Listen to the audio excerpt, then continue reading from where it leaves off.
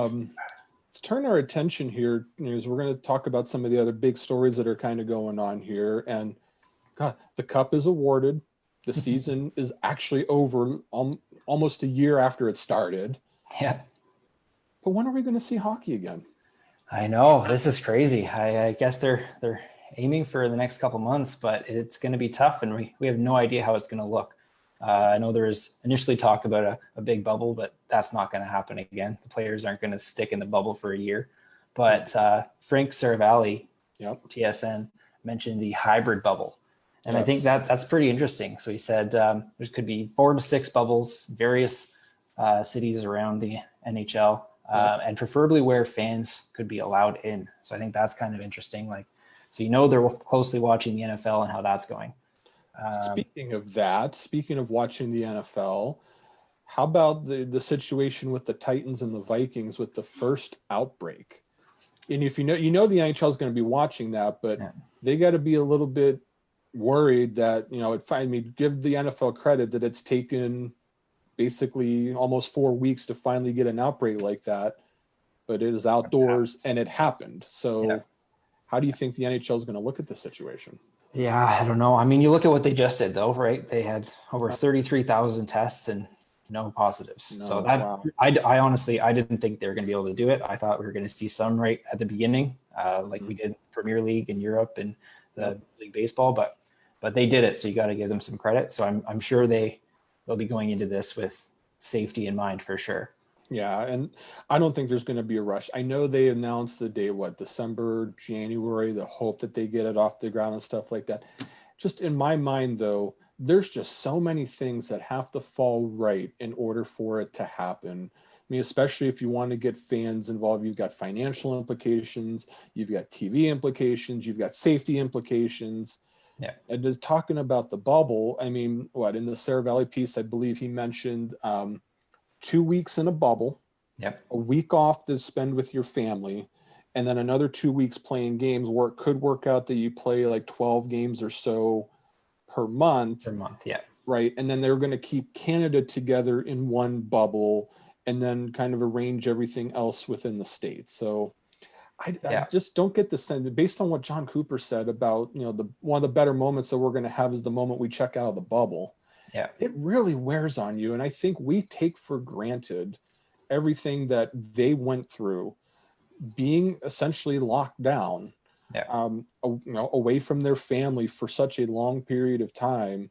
And just the feeling of relief knowing that it's finally all done and over with for them, that has to mean something. Yeah, for sure. And if you think about what Tuukka Rask said when he was leaving the bubble, about how he felt like they were playing exhibition games. Yeah. Like that's going to weigh on them. Like if they won't, I don't think they'll be able to have fans in every stadium. Like in Canada right now, I know numbers are rising. So it's going to be something to keep an eye on. And that's added stress too. Every time you go in the bubble, you'd have to have another COVID test. And have to keep checking. And in the States too, the numbers are rising, especially in the West, especially in the Northeast. I think the only region that it's kind of steady or even going down a little bit is kind of like where Ohio and sort of in that area, but everywhere here in Pennsylvania, it's definitely going up. The deaths are going up, the numbers are going up. I know from a football standpoint, the Steelers were supposed to actually meet with the governor here talking about bringing fans in. We'll kind of see where that goes. And I know the NHL is going to pay pretty close attention to it, but at some point, they're going to want to get fans in, like maybe a phased in approach, I think is what's going to ultimately happen when you start a season with no fans just to see how that goes.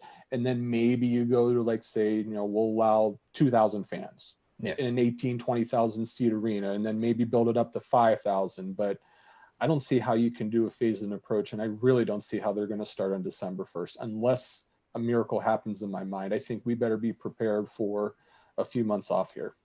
Yeah, I agree for sure. And at least for the NHL, it's not like junior hockey where they kind of need those fans in seats. The NHL can be okay without them. They've got the big sponsorship deals, the broadcasting deals that really feed the league, and they have revenue sharing, which is a big one. So one team does well, they all do well. Now the one last thing we'll talk about with the fans here. Do you feel, from a player standpoint, home teams love to feed off the energy. How much do you feel like that they missed that element, maybe watching some of the games from the bubble? Do you think that was, I mean, the games are great, don't get me wrong, but you think deep down the players just get the energy. Sometimes they need that energy. Yeah. Oh, definitely. And you hear players talk all the time about how the atmosphere in the arena gets them going. So through a playoff, that run, that's all in your head. That's all your teammates and your coach firing you up. There's none of that fan atmosphere driving you forward. And you saw it when Tambo had the cup. Normally they'll do the big lap around the rink, right? Yeah. But instead they kind of just at center ice did a little lap, and it was they kind of missed out on winning the cup in that way. Like they didn't get they didn't get to share that with any fans. Yeah. So I think that for sure mattered big. Yeah. And, and there needs to be some normalcy that eventually comes back from this. The players want to get back to a normal stream. The fans want to get back, but I hope that everybody involved, I know they did a great job with the bubble, so I'm pretty confident that they're going to do a great job here, because there's going to be a return to play committee, kind of like what we saw with the bubble here, kind of going to return to play here. And I feel like that safety is going to be a top, and talking to some of the players, the biggest thing that they wanted was safety. And they definitely felt that they got that here. And I think they're going to get it moving forward with any potential return to play. So I don't think there's going to be any rush to it. I think they want to do it the right way, because, if it gets messed up, it could turn into a really messy situation. That's the last thing anybody wants. Yeah, for sure. And then one more thing that Sarah Valley mentioned in the article is the Olympics are going to start in 2021. They'll start July 22nd. Mm-hmm. So the NHL kind of has a timeline, because they do. NBC is the broadcast partner for the Olympics and the NHL. So we might end up seeing a shortened season too, especially if they do 12 games a month. Mm-hmm. And you've got a sharp deadline. So I feel like that's the way they got to go. I don't see how you can get a full 82 knowing that you have that hard deadline like that. Yeah. And just trying to be as safe as possible. Exactly. It just makes sense. Yep.